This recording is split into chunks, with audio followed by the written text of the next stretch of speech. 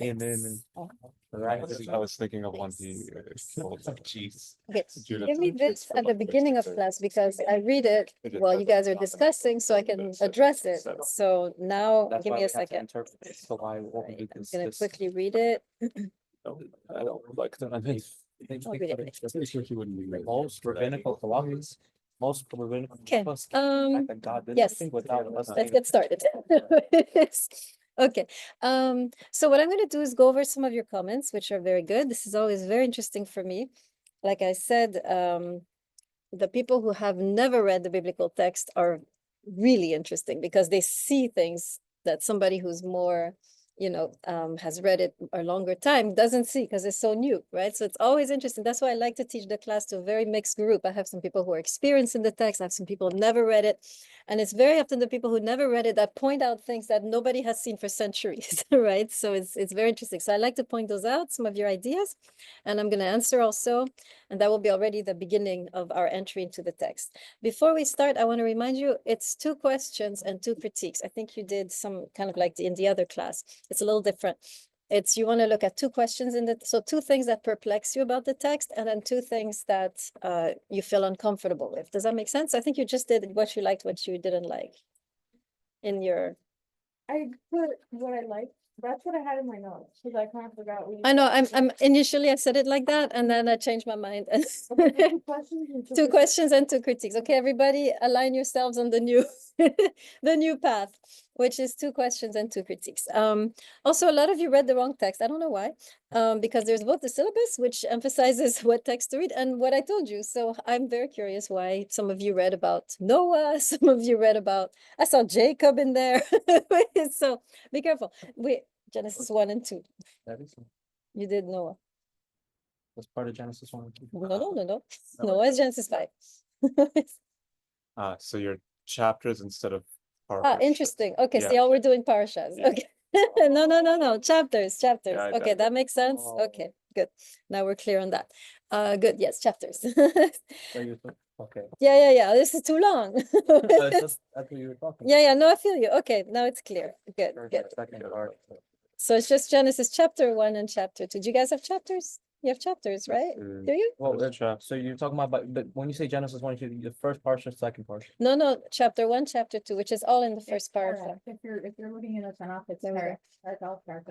Yeah. Perfect. So Okay, like this thank is the, this is the end of the first. Jehovah. See the two. you. So Good. this is the second Because chapter. like, if you're never taught Still very like cheap. the way Yeah. you like Bro, animate I forget. the I Bible, only remember it when I go through Safari. I could Safari. Yeah, okay, Verse. book, chapter, verse. love Okay. biblical assignment. No, you didn't. You're good. There's only 2 parts So, of Genesis. guys, you have a tendency to get into a little dialogues over here. Alright, sorry. You don't want to do that because then my head starts spinning. So if you have a question, direct it directly to me. So yes, so it's book. So we have books of the Bible, and then within the books we have chapters. These are the big numbers, and then verses are the small numbers. Everybody clear on how it works? Okay, good. Then make sure you're on time because you lose the 2 points, right? If you're not on time, except today's the day of grace, so I forgive everything. But next time it's over, pure judgment. So make sure you're on time if you want to have those 2 points, right? You make 2 copies. You give me one at the beginning so I can read. And then, okay, so those of you who missed the reading assignment this time, who were you? The rest of you did it, right? So you can bring it next time. This is the only time I allow it, right? The first reading assignment is a mess, so everybody. So now you all know how to do it and so forth. Okay, good. All right, let me start with Lam. Lam, that's you, right? Okay, at the same time I review the names. Okay, good observation. You guys are noticing the details. It's perfect. You're already very good exegetes. So you notice God is in the plural. That is first thing that we should notice, right? Why is God in the plural? So let's talk about that a little bit. Why do you think, and interestingly, it's not any kind of plural. Which plural? But which first person. specifically, God, plural, how many? In the text, it specifies 2. What kind of 2? The spirit. No, where are you getting this? said- What? Verse 2. That, yes, but when he describes himself, when you get into the plural, up here you don't have yet the plural, right? When you get into them, right? God let us create man in our own image. That's when the plural intervenes, right? So he's plural. What kind of plural? What kind of duality is God based on the text? So some of you are tempted to see the Trinity. It's not there, right? Yes. But which kind of duality? Yeah. Go ahead. I would say one is spirit. No, no, no. You guys are inventing. Look at the text. Go to the text. Your nose in the text. If you answer me, it's from the text. Yes. What I'm thinking of is the part in the verse that says, God was made in the image of like man and woman. Exactly, right? Or man and woman were made in the image of Yeah, God, yeah, right? Absolutely. Okay. Anything you answer, the text, right? She did a good job. Right. Exactly. God is both male and female. That's the type of, seems like, right? That's the type of duality we're seeing here. Right. So, okay. So let's explore that. What does it mean? Right? What does it mean that God is plural, that he's both male and female? What's going on? Right? We're not in the Christian context, right? With the Trinity. Correct. He created the man first like us, and then that's his creation, and then he uses the man's ribs to create the woman. So we'll talk about that. Actually, we're going to see, I'm going to answer you. He doesn't create man first. We're going to look at that. It's going to be a very nice moment, right? So, but any ideas why God defines himself as both male and female and why God is plural? That's unusual in the monotheistic context, right? This is a dangerous slipping slope here, right? What do you think? What could be one way to understand it? How can we explore this and think about it, right? Remember, we're doing drash, so we're thinking, we're reflecting, right? We're pointing out details and then we're reflecting and trying to gain some deeper insight, right? So what does it mean that God is both male and female? What does it mean for us that God is both male and female? Yeah. Like anybody could relate to him. Okay, very good. God is not male. That's the first thing we learned, which we thought he was, right? For centuries and millennia, God has been male, not here. Remember, these texts are very ancient. They predate patriarchy, right? We see here a God who is not just male, not just female, like he was also in the ancient Near East. God is kind of a combination, meaning he also has feminine attributes, which we ought to explore, which we aren't exploring. And so we're missing the full picture of God, right? We have read God as a male for too long, and we have missed, right, the feminine metaphors, the whole a rich literature on the femininity of God in the biblical text, right? So that's just one thing to think about, right? We're already liberated to a certain degree. Okay, then I'm gonna skip over now to Akbashev. This is your last name, Akbashev, or Ariel is your last name? Ariel is my first name. Akbashev, then you will be. Okay, sorry, nothing much to say because you did Noah. So next time when we do Noah, I had no idea. yeah, no worries, no worries. Okay, Davidov, the serpent. So he wonders a little bit about what does the serpent mean? So in Christianity, we immediately associate the serpent with Satan, right? It's not the case here, right? The serpent we have to see it not in the context of Christianity, which is much later. We have to see it in the context of the ancient Near East. In the ancient Near East, the serpent is a symbol of chaos. It's a creature of chaos. So already when you're seeing the serpent from that perspective, you know there's about to be some, right? The cosmic order is about to be disturbed. You know, she doesn't know, but we know, right? As we see the serpent, we know, and this is, by the way, in Genesis 3, so it's a little further, right? So we should wait before we go any deeper. I don't know. Please don't interrupt the lecture. And ask questions not unrelated to that, right? If you want to ask questions, it's connected to the material. If you have questions about the assignments, you ask before or after class, okay? Because I can't be interrupted like this. Does that make sense? Yeah, okay, good. Okay, good. So let's wait for the serpent until we get later. All right, Romero.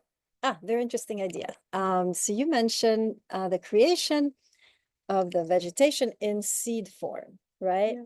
That's interesting, right? It doesn't seem like he create trees, right? Let's look at it. Actually, I'm curious because I hadn't noticed that, right? So let's where was this exactly? The seeds. I think chapter 1. Yep, it's chapter 1. Let the earth sprout vegetation and seed-bearing plants and so forth, right? So right, this is and then bear fruit with the seed in it. So there's an emphasis on seed here, right? It repeats over and over again, by the way. Any ideas why? Why he doesn't just say, let's make trees? Why is there and it repeats a lot, right? You have at least 5 times this notion of seed bearing, fruit with seed in it, and so forth. What could be the meaning here? Yes. Maybe that man was made in order to better the earth. In other words, the fruit is the seed that God plants in us. Maybe to do good things, you know, to be a light upon the nations, that kind of stuff. And that maybe the tree could symbolize person physically that is doing the good thing. Okay, I like that, right? This is so the way he interpreted, by the way, is a more how shall I put it? So just so you see the way that it's an imaginative interpretation, right? It's beyond the actual literal thing, but it also has a place, right? This is the midrashic interpretation from Drash, where we are. Let me write it down so you can learn a little bit. Hit the chart. So this is an midrashic. So this is an interpretation where you become imaginative and you kind of draw a philosophical lesson, right? Unrelated to what the text is trying to teach, right? The text is not dealing with, you know, man, seed, and so forth. Text is dealing with trees, but you can kind of go off on a tangent and come up with some kind of philosophical lesson or teaching. And this is called a midrashic interpretation, which is kind of still in the context of drash. So that's also one way you can do it. So very nice, right? The notion of seed meaning potential. Maybe God creates in potential and we have to kind of bring it out, right? Maybe God, you know, there's a whole idea in the Jewish tradition that God created the world incomplete, that we had to finish the work of creation, right? So the notion of seed kind of implies this unfinished business, right? So very nice observation. Okay, is that a question? Or are you just No, I was holding gonna, hand? I was gonna get something else, but. Okay, on. all right, good. Okay, Watson? Oh, also Genesis 1. Okay, good. Now who is this? Garcia. Who's Garcia? That's you. Okay, good. Okay, Garcia, a number of interesting observations, which I hope I can read my writing. Yes, why did God create man first? We're going to talk about that. It's not the case, so wait for that. And then, yes, so you wonder about the animals, right? She wonders about the notion that we are called, man and woman are called to rule over the earth. She's like, why are the animals subjected, right, to this legitimate question? So we're not going to talk about it, but I'm going to talk about it now because it's important. The word that is given in Genesis 1, where it says that the man, I think it's Genesis 2, where it says that the man will tend and till the earth, right? So Genesis 1 is rule, but we don't know what that looks like, right? It could be oppressive, it could be something else, right?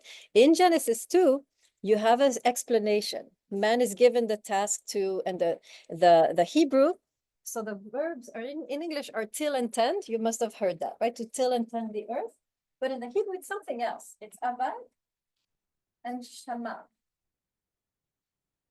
Okay. Avad means to serve or to work. But there's the element of servant, element of stewardship, right? Of serving. Or it can also mean work, or it can mean worship. It has several meanings. Worship the earth, that's interesting, right? Shama is to protect. Okay, so we've read, you know, we've always thought, you know, we're supposed to be masters and possessors of the world, right? This is how Descartes frames it, right? We are supposed to master and possess the world, but actually it's very different, the Hebrew verbs, right? In chapter 2, where it says, no, we're meant to serve, to serve literally, and to protect. That is how we were meant to rule over the animal kingdom, right? And one more thing before I get to you. Oh, sorry, yes? What does that say? Protect, yes. One more thing that we rarely know is that the idea of eating animals is much later idea. Here they have a vegan diet, right? The ideal of creation, for those of you who are vegans, you'll rejoice at this time, is vegan, right? Later, after the flood, when everything has been decimated, there's no vegetation, God gives the right for human beings to eat animals, right? But that was not the original blueprint. And there's problems. And you can sense God himself has a problem with it because he gives a number of rules how to do it in a way that is humane to the animals, right? For example, you can't eat the blood of the animal.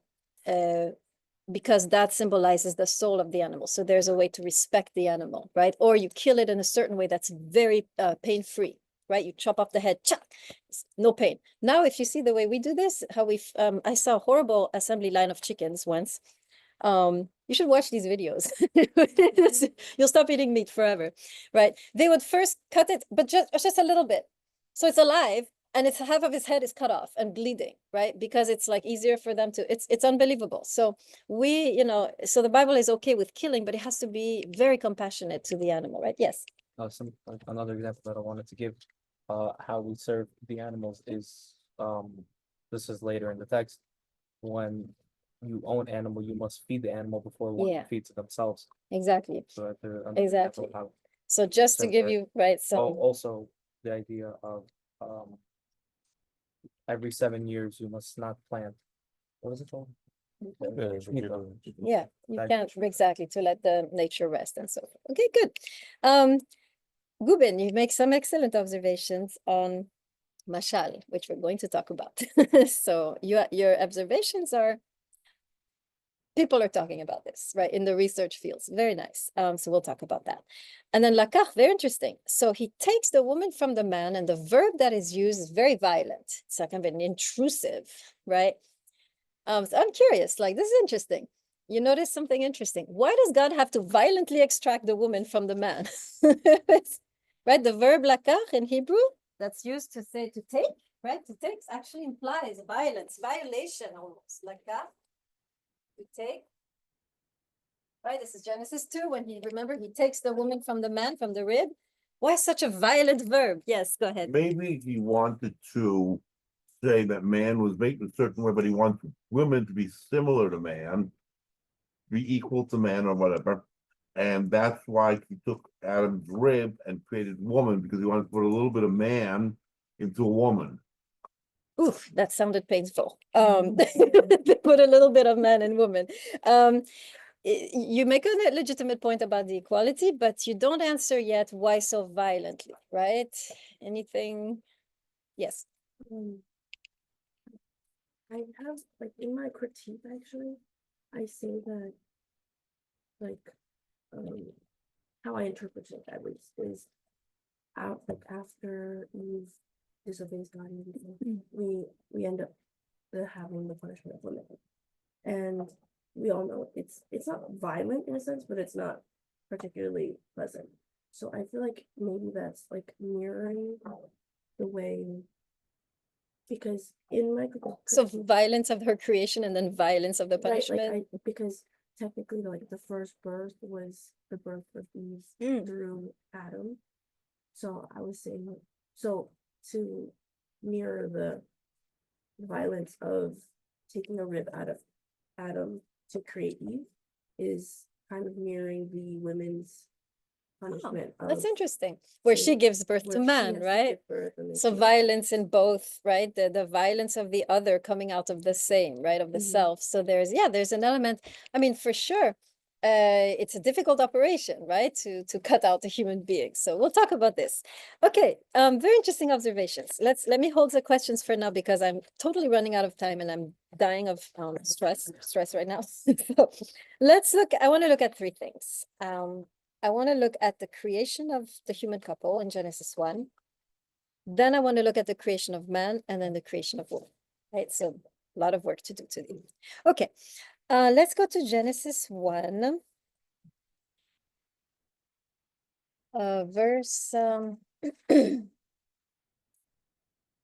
Verse 26.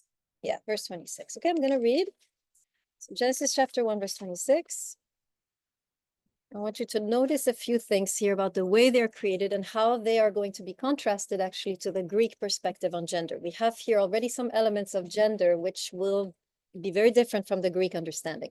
Let me actually go over let's read it. Let us make man in our image, in our likeness. They shall rule the fish of the sea, the birds of the sky, etc.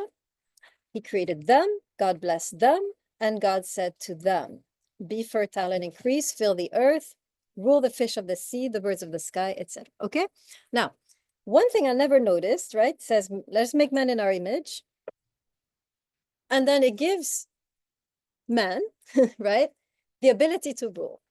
Now, we have to understand that man here is not gendered at this point yet. It's not the word ish, which is the word for male, right? So let's learn this. Ish is male. Which we'll see in chapter 2. Isha is female. Other than But person. here we don't have the word, it's not a gendered man, it's simply, the word is Adam, which simply means earthling or humans, right? The human. So we're dealing here with the human, which encompasses the male and the female. It's not yet split open. So we do not have yet, this is not a gendered being, right? And it is to this plural being, right, which contains male and female, that God says, you will rule. Okay, now already we have one big contrast with the Aristotelian and Greek view of gender. So let's go over that a little bit, okay? So let me tell you, it's very fun. Once I found out about how Aristotle views gender, I was intrigued and fascinated and not even offended because it was just so fascinating, right? So here's how Aristotle views gender. So first of all, he says, man and woman are ontologically different, meaning man is more connected to the sky, to the spirit, and woman is more connected to the earth. And he bases that on body morphology. This is fascinating. Let me draw you a picture so you can understand what Aristotle saw. So the woman, according to Aristotle, is, yes? Isn't that, I think it's opposite. Like I know he's right, opposite, but I think it's opposite though. I mean, like Ray is picked, like Ray is a big pick. Like you would think woman is more connected to spirit and man is more connected to like earth, if you build and stuff, you know. Yeah, absolutely. But see, even you are flipping it. The text says both, right? So notice, both are made in the image of God, right? And later in Genesis 2, when they're made from clay and from spirit, both are spirit and clay.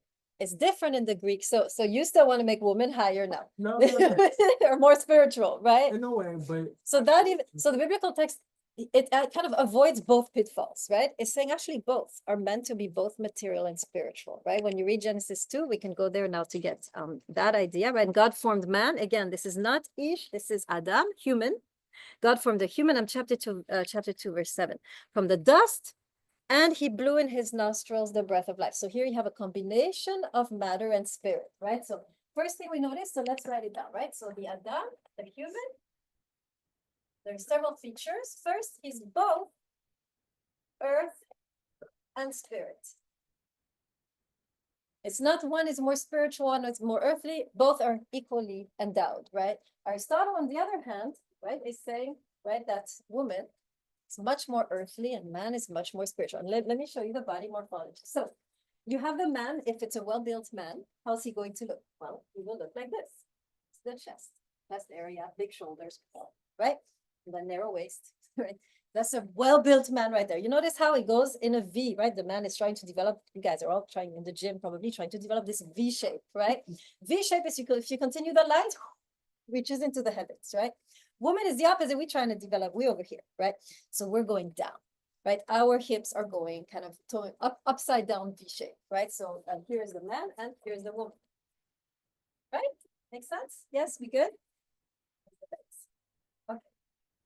Okay, now Aristotle looks at the morphology. He's a scientist, not just a philosopher. I know it's wonderful, isn't it? And he concludes, oh, the woman, you see, she's more drawn to the earth. She's heavier. She's more, whereas the man, he's more drawn to the heavens. Therefore, that's one of the arguments for the fact that man should subjugate the woman, because the man is more spiritual. He is connected to rationality. The woman is connected to the earth, to matter. Therefore, the man should rule over the woman, right? Yes. Maybe they complement each other. You mean Aristotle and the biblical text? See, one was created for one reason, another created for another reason, but they're both equal. Yes, but I resent not being spiritual here. Right? That's the problem, right? So that's all great. Y'all have the best role here. So that's why the biblical text, in a way, right, goes against that, right? Saying we're both matter and spirit, right? Another interesting Aristotelian idea is the idea of still connected to leadership. Well, actually, I'll leave it at that. This is already pretty good. There's another argument based on body temperature. So the male, and this is actually true, male body temperature is higher, female body temperature is lower. So that's so far so good. But then he takes a step of interpretation and he says, because the male has a higher body temperature, he has more energy. So far so good. Because he has more energy, he is more able to control his impulses because he's more, right? And so he's more virtuous naturally, right? The woman, on the other hand, low body temperature, less energy. She will succumb to all of her emotions, right? She will be a complete mess, right? She will constantly be falling, and it's stumbling around without any virtue. She has to really make an effort to be virtuous, right? Unlike the man. So because the man is stronger, more energetic, he should, of course, again, rule the woman who needs to follow because she's a weaker sex, right? That's where it comes from. Okay. Here we don't have this, so neither do we don't have both have earth and spirit. And also what's interesting is we don't have this idea of man leading. We have both are created and commanded to rule together. So the word for rule is not man ruling over the woman in this very early blueprint. Here we have both of them commanded to rule together as a king and a queen. They are meant to rule not over each other, but over the world, right? So that's where we have some very clear demarcations, right? Between this text and the Aristotelian. Okay, now, interestingly enough, also, there's one more thing in the Greek thought, which is that women, because they're more material, should stay in the home, right? Because they're heavy, right? Don't go out in the public sphere if you're heavy like that. Stay home, right? We're heavy. It's true. I mean, put a woman and a man trying to go up a stairway, imagine they're both in the same shape. We're going to be slower, okay? Yes, I admit it, right? But then he always makes a good beginning, like we're a bit heavier, whatever. But then we should be in the home. The man, on the other hand, has more energy. He should be in the public sphere, right? Therefore, the woman's realm is the home. The man's realm is the public sphere. Look what happens here. Look at this. I'm on verse 26. God blessed them, said to them, be fertile, and so speaking to both of them, okay? Be fertile and increase, fill the earth. Where is this? Home or public sphere? To be fertile, to increase, to fill the earth. On verse 28, I think. Right? He's telling both of them, be fertile and increase, fill the earth. Is this a task of the home or a task of the political sphere? When you're talking about fertility, reproduction, yeah. Both. No. You don't want to do that in the public sphere. It's a home, right? This is the family, right? He's talking about the family. How do you envision this in the public sphere?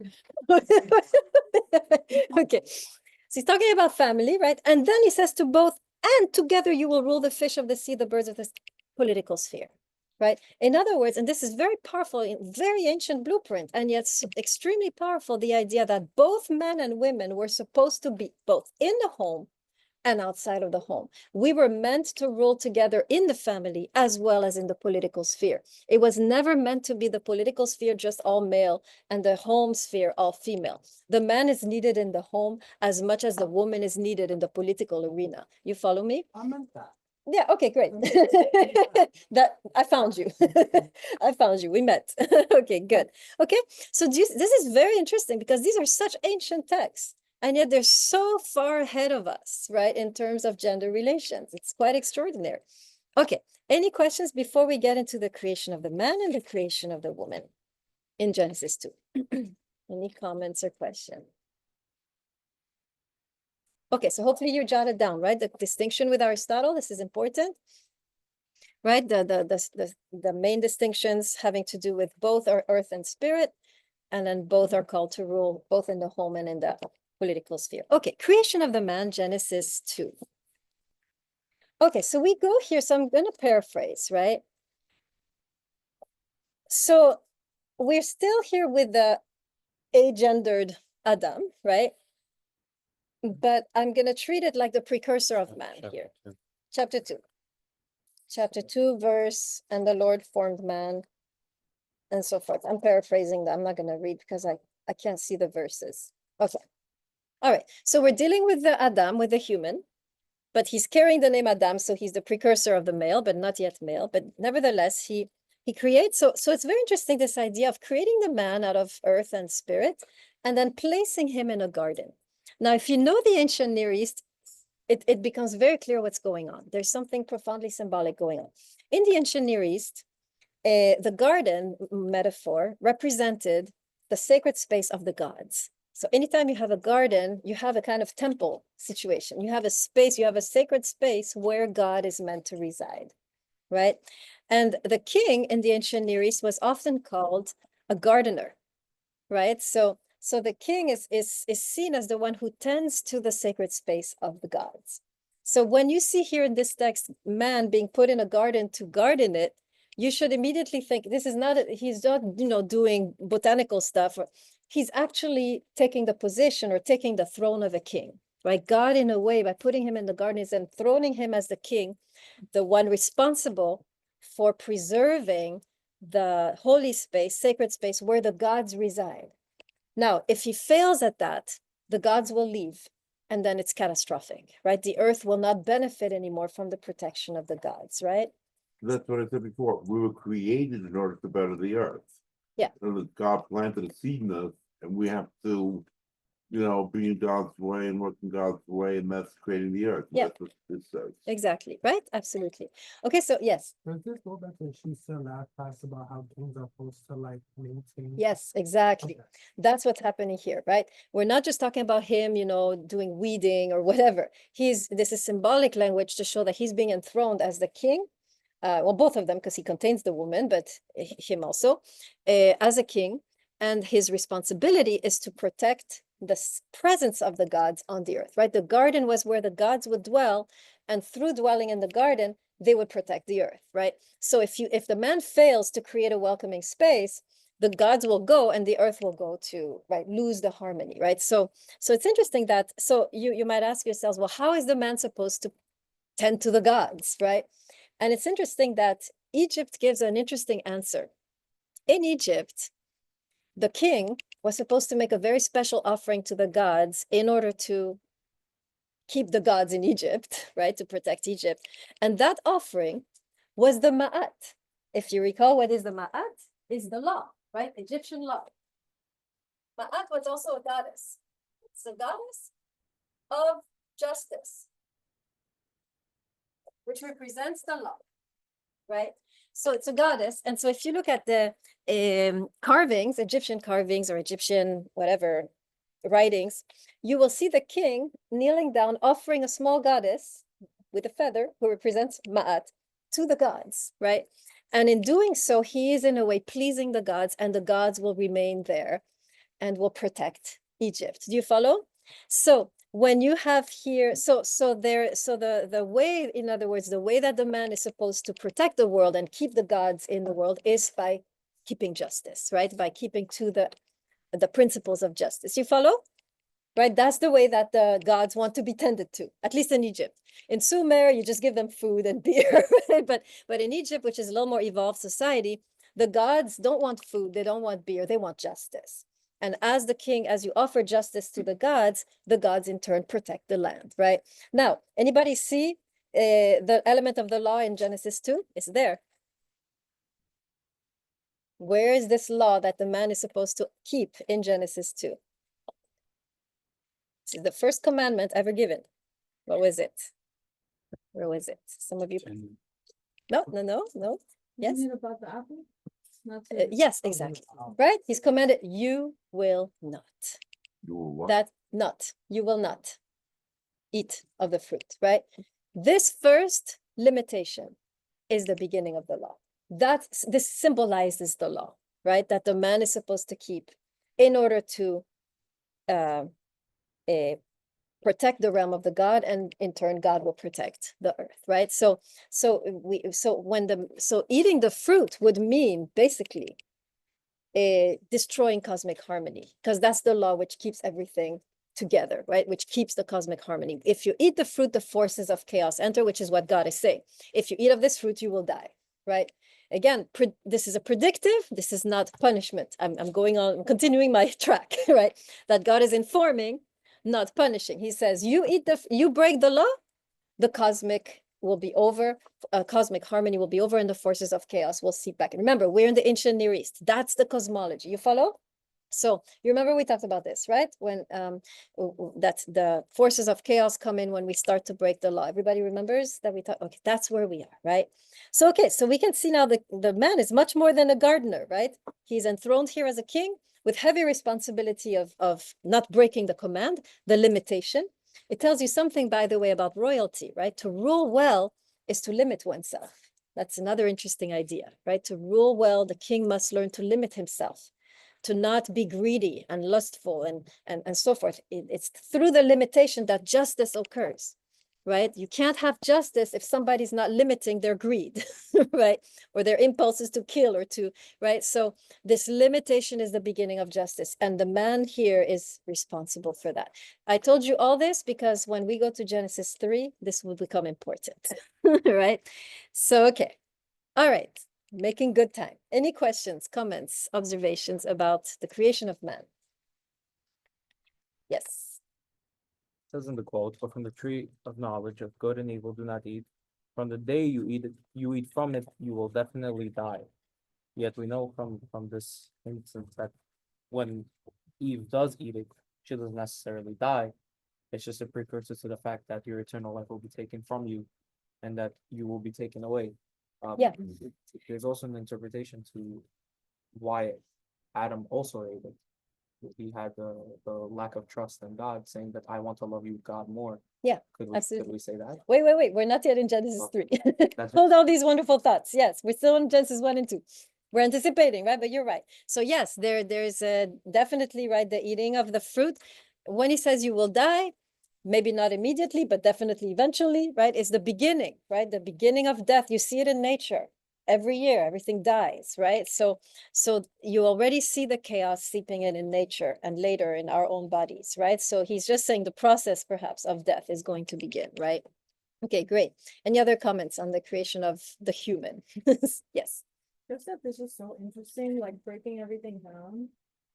Okay. Oh, why, thank you. Okay, let's go now to the fascinating creation of woman. So it's interesting because I'm going to look here now in chapter 2, verse 15, I think. Right, so now, oh, sorry, he took the man, put him in the garden, whatever. Okay, then he says he's not good for man to be alone. Where does this go? I guess.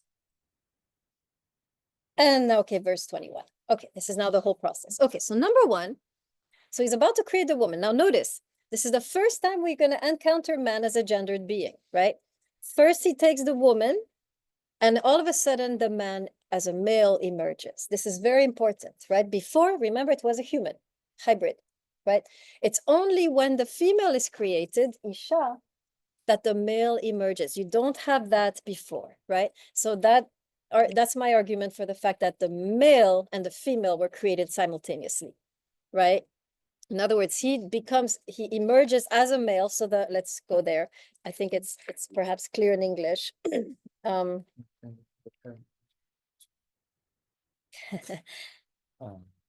yeah, it says man, and you don't see that it switches, right?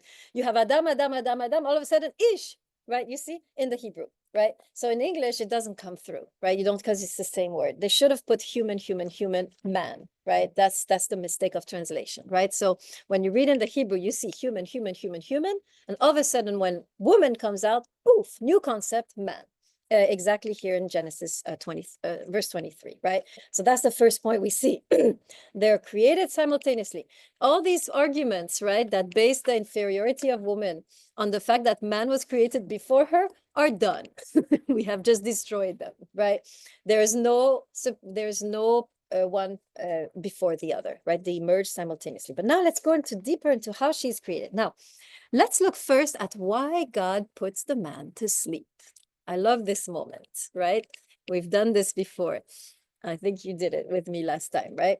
Okay, why do you think to create the woman, God had to put the man to sleep? Why couldn't the man be part of the creation process? Put in a few, pointers. Give God a few pointers, yes? In my opinion, to not see where woman is actually coming from. Oh, would that be like, oh, okay, that's an interesting point. By the way, rib, the word rib, it could mean rib, but it could also mean side, meaning God cuts in half, right? So we've always said, oh, she's from tiny little rib. No, it could also mean he cut him in half straight up, and then equally you have the man and the woman. So rib also means in the Hebrew the whole side. And when you look at ancient Near Eastern languages with this, and you have they're all based on each other. In some of these languages, that word means side, right? So yes. I think while we sleep, our spiritual side tends to come out. Like Oh. like the conscience tends to be at play. Okay. Like in the other world type of sex. So I think, as we're sleeping, a different side of it tends to like emerge. So the woman emerges out of your spirit I world. don't know, I like that. That's a good midrash, right? In the sense that the woman emerged when the man was at his highest spiritual point, right? That's beautiful. Do you see what we just did? It's completely imaginative, right? But we can do it, right? Because the one of the ways to interpret the text that is legit in the rabbinic tradition is to give imaginative interpretations like this. We don't have to just be scientific and see exactly what the text is saying. We can also do, so that's a beautiful midrash. I really like it. And also we're in a still position. We're not moving. I like that. So what does it mean that God creates the woman out of the stillness of the man? That's an interesting idea. Let's go ballistic. Let's think about this imaginatively. Yeah. At this point, are we, so we have the soul, the 5 parts of the soul, and when we sleep, we know that one portion of the soul goes to Shemayim. Okay. Would, at this point, does this happen? So be If careful. this early in the You're story? way beyond the biblical text right now with your 5 parts of the soul. But does this happen? That's why I don't know. The makes text sense. doesn't mention. Be careful. You're merging very beautifully, I must say, merging the rabbinic tradition with the biblical tradition, which is fine. But here we have to stick. We don't have any other. You have to stick to just what the text is saying, right? You can do a midrash though if you want. So give me a midrash on what you're saying. I would think that in order for him, so when a person sleeps, the part of their soul goes up, and from there, since the soul is already broken, not whole, God can take another portion from it and So he create creates. new So life from it. nice midrash, kind of what you were saying. It's the soul that goes up, and God creates the woman from the soul of man. Isn't that beautiful? I like that, right? We are the soulful part of man. See, nothing to do with the text, by the way. We have flown away, right? We have to stick a little bit to the text, but this is a legit way to do it. It kind of enriches the interpretation, right? We're not used to doing this in, for example, Christian or even Muslim circles. It's a very different way of interpreting, right? Which is perfectly fine. So let's go back. What? Yes, go ahead. After puts sleep, you don't wanna see what's gonna be done to you. That's what I think. That's what she said. Like, it's First a anesthesia. preparation. First anesthesia. You can say that. I think some rabbis even mentioned that interpretation. Yes, go ahead. I would think it's like because you're more at peace and you're like your rawest form of yourself when you're asleep. Yes, let's elaborate on that. I really like it. Why does man have to be still before the woman emerges from the man? Like, let's look philosophically. I think Yes. it's like because like you are your rawest form when you're sleeping because you're like basically closest to you when you were born. basically. Okay, And then you're cutting that in half, so it's equal parts. guys, please. What did I say? Okay. Tell us. We want to know. I- Raise I- your hand and tell us. I don't wanna keep talking, that's why. It's okay. You can keep talking. Right. As long as I call on you, you can keep talking. But let me finish with her first. Go ahead. Yes. So like I interpret it as just like equal parts. Okay. Equal parts. We know already it's equal parts, but I'm still like not. I want to go deeper with this notion of why he has to be made still before that woman could emerge. Let's be philosophical about it. I'll get him and then yes. I Oh, sorry, and then think, you. like the man wouldn't have to question what's going on. It's just like, I don't know. Yeah, no, I like that. Yeah. May refuse it. Yes. But, He'll be like, no, not like this.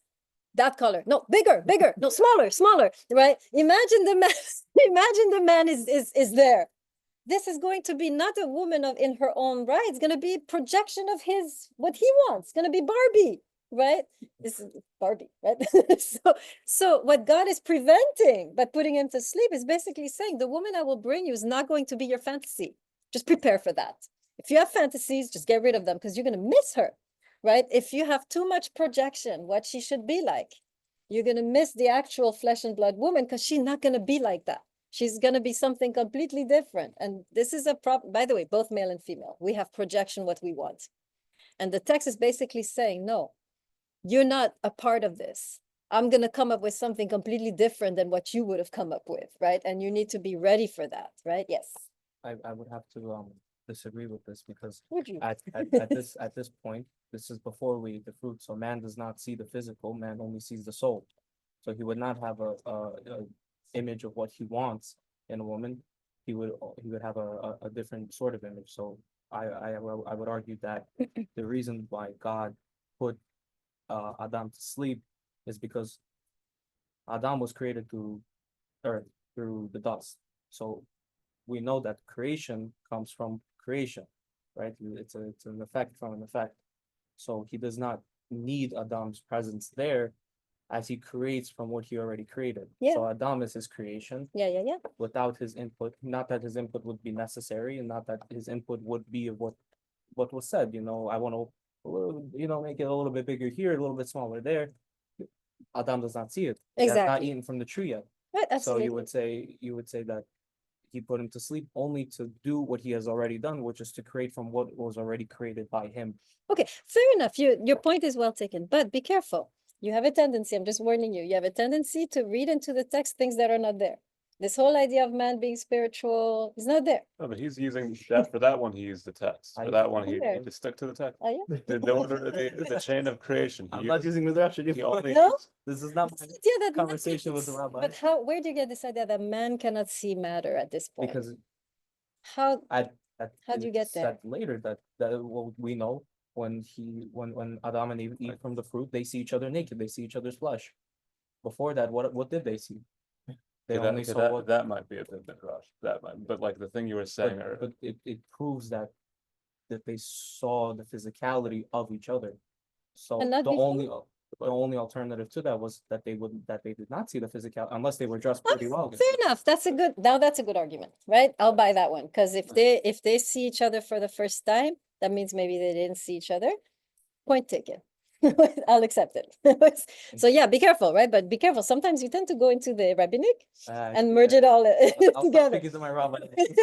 You want to really, whatever you say, and I take your point because it's from the text. Now I see a lot of people who are interested in what you had to say. Go ahead, Lam. To answer what you have to say, you can still have preference on a person's soul. Like, you can still have preference on how a person, how you want them to act or how you want them to respond to things, or how, like, just as a person they are, even taking away the physicality of the person. So, to continue what the teacher was saying about if Adam was awake with the creation of woman, that he could have had input. He still could have had input on how Eve would have been created as a soul. Right, that's a good point. Okay, we're not gonna go too far into this debate because I have to talk about one last thing about the creation of woman as the Ezer Kenegdo. We have to look at this. The helpmeet in English. Absolutely disastrous translation. Okay, the helpmeet in Hebrew Ezer Kenegdo. So everyone knows where I am when I say she's the helpmeet of man, right? She was created to be the helpmeet. Yes, everybody with me? No? Okay, let's find it exactly here. So chapter 2, I will make a fitting helper for him. Chapter 2, verse 18. The Lord said, it's not good for man to be alone. I will make a fitting helper for him. So fitting helper, right? Or help me. This is a translation which means nothing in English, but is very laden in Hebrew. So I want to go over that in a bit. In the Hebrew, make sure you write this down. It's Eza Kenegdo. Kenegdo is made up of 2 words. Okay? Neged. And then you have Ezer. Okay? Make sure you jot this down. It's very important to parse what is going to be the woman's role in the man's life, right? We already know they're equal. We know that, he has no input in her creation. We know he emerges at the same time as her, but now there's a specific role given to her, which we need to explore. So first of all, Ezer translated helper, right? And so for centuries, we saw the word helper and we thought, oh, the woman's supposed to help the man, with his career, with his house. She has to do some housework, take care of his kids while he goes off and accomplishes himself. There's another word here, Ezer. Ezer is a military concept. It's you have an Ezer when you have reinforcement, when you're surrounded by enemies and you need reinforcement. The word Ezer is used to talk about these military reinforcement. So Ezer has military connotation of reinforcement, of almost saving the day, kind of, right? You have it used a lot in the Psalms. The very famous psalm, however you guys say it, where David says, he's surrounded by enemies and he says, I look to the mountains, where will my help come from? Right? He's surrounded, he's about to be defeated. He looks up to the mountains, asking, where will my help come from? Ezer is used there. And then the answer is given, the help will come from the Lord. Right? So in other words, the word Ezer, helper, is used, number one, in military context. Number two, it is most of the time ascribed to God. God is the one who helps or who saves or who brings reinforcement in the context of war when the man is almost completely defeated, right? She arrives on the scene and saves the day to a certain degree, right? So that's very different from her, being a homemaker and helping him with his career and having the right connections, whatever. This is her power is that of the life-saving God, right? Woman here is given a power which is equal to that of God's redemptive power. And she's given that, right, that role. Any questions on that before I get into the next two words, right? So this is again, the text is so amazingly different from our culture, right? In our culture, the woman just there to be supporting character, right? Here, she saves the day, right? It's very different supporting cast to the one who saves the day, right? So that's a very powerful role given to women. Now, it gets more interesting with the next two words, kenegdo. So you might ask, how is the woman supposed to save or redeem or bring reinforcement to the man when he's going through, when he's about to stumble, to fall, to be vanquished, right, by life, right? So it's interesting. The two words are opposite. Ke means with or like. So there's an element of I'm like you, I'm with you. Neged means against. That's interesting. The woman is called to redeem, to save the day by being both with and against the man. Gone are these ideas of submission of women when you have this command of the woman to be both with and against, right? Okay, what does it look like to be both with and against? Yes. To me, especially when we're talking about the sleep, like it kind of balances like a man's worst impulses in terms of like, if we're talking specifically about military, it's either like strength or greed or whatever reasons people are going into war to begin with. The woman is there to be like, hold up a second. Like, okay, that's the neged, right? So woman is there to limit the man, perhaps, right? Or to confront him when, starting to go south. So there's an element of confrontation that is built in the woman. So if you were wondering why your wife always fighting with you, that's the reason, okay? And that is good and holy and willed by God, right? So we ought to actually welcome conflict with our spouses as a man, right? Because that is built in the woman to be a thorn in your flesh, especially when she senses you're going in the wrong direction. She will let you know. She won't be able to help it. She will let you know in very bad ways sometimes, right? She will sometimes just nag you and, conflict you and sometimes leave you, but she will let you will hear from her because it's built in her to see what you don't see as a man, right? The woman has something built in her to protect the man and to see when the man is about to sell. So okay, so we have the against. What about the with? What does that mean? What does that mean that the woman is also with the man? Maybe Yes. it's two sides of the same part, like equals. Like one can't live without the other. You mean They both, like I said, they both complement each other, that one does one thing, the other does the equally important thing, but something else. you mean the woman and the man, right? Mhm. Yeah, no, absolutely. There is definitely a balance and equilibrium. What were you gonna say? Yes. Yes, duality. So when the man, like you said, needs to be straight one way because he is making he's going down a path of wrong. He also needs to be supported when he's going down the I like path that. right. Oh, that's beautiful. Very nicely put. It's good we have men in the class, right? Likewise, the woman can support the man's best self, right? And it's very often the case, right, that the man doesn't even aware of everything he could be until the woman points it out, right? So the woman both has a vision of how the man can stumble and fall, but she also sees how far the man can rise, right? And so she can support or be depending, right, where the man is headed. If he's headed towards perdition, you will hear her. And if she senses greatness, she will speak it, right? And in that way support the rise of the man, right? So there's something we were given as women, this powerful ability, right, to protect the man, to support the man, which is here in the text, which we never hear about, right? We just hear about from the Greek context, the woman has to submit to the man, and the man knows best. And, you know, the man is the head. You'll see when we study the New Testament, we'll see some of these passages, wives, submit to your husband, and we'll study these passages also. But here, none of that, right? The woman is a force of nature who stands before the man, right? Just like man the human is created to stand before God in prayer, right? Remember you mentioned that last time. Likewise, the woman has been created to stand in front of the man, right? And either build him or tear him down, depending which direction he's headed. Right? By the way, this gift of woman was noticed by the whole ancient Near Eastern world, Egypt, Sumer, even Greece, because they eventually the woman, they understood that the woman has a connection with wisdom. And throughout the ancient Near East, the woman, wisdom is a feminine figure. And man is in a way encouraged to listen to woman because she in a way is the embodiment of wisdom. I'm doing such a great job for women today.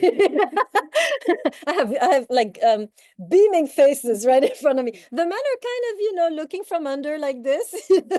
I don't know if they're convinced, but We got a couple shout outs as well. You said good things. did I? Okay, good. That's the problem. All right, what did I say about you guys? You forgot already. We'll pretend. What did I say about men? Did I say something interesting? Oh, you were against kings and Yeah, yeah, But okay. the The shoulders. shoulder. Oh, the shoulders. I didn't say that. That's Aristotle. But no, you're kings in a garden. Yes, that's true. You had your day in the sun. Okay, beautiful. Now, by the way, there's one more thing I wanted to say about how a woman ought to confront a man. This is something that I understand from the unity of Kenegdo. We ought as women to always have the two together, right? If you're going to confront the man, confront for his sake with him, right? Too often when we confront, so now just to the women who go into extremes, sometimes we get extreme in the confrontation and we lose the with. We get so extreme. In fact, let me just highlight it like this. There's two kinds of women in this world. There's the victim who just with, and she just takes whatever is happening, just endures it. And then you have the pure neged who's out the door within 3 years when this guy is not doing what she thinks he should be doing, right? So we have these are the two type of women right now in modernity. The woman who's out the door when the man doesn't, you know, reach the ideal she has of him, which is, I think, a true ideal, but it takes time. Or the woman who just endures the man's, you know, kind of craziness, abuse or whatever. Here we're invited to combine the two. We are to confront while remaining there by his side. That is the difficulty, right? When you enter a crisis in a relationship as a woman, when you end up with a man who is difficult, which is okay, it's biblical. Many women ended up with difficult men. Doesn't mean you're not meant to be together. It means simply that now you are in a military context, right?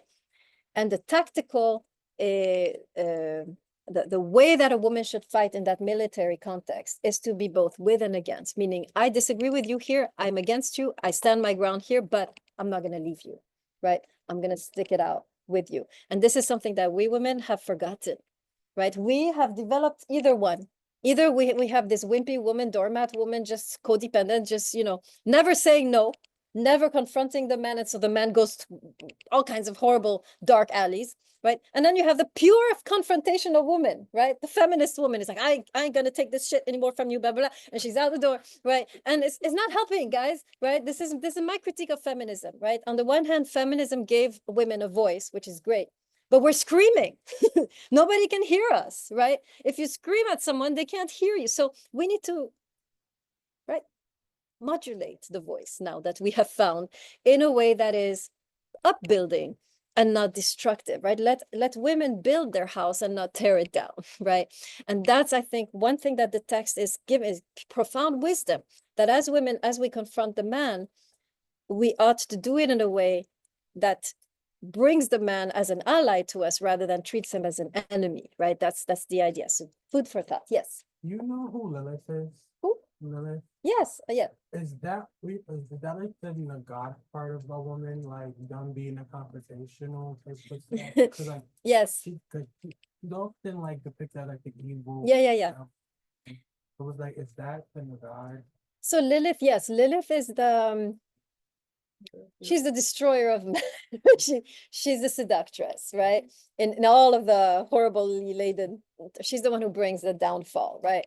In the Jewish tradition, they also mention Lilith that but it's sad because it's I don't quite like that story in the Jewish tradition where they say Lilith was created out of the earth like the man, so she thought she was his equal, right? I don't know if I like that story.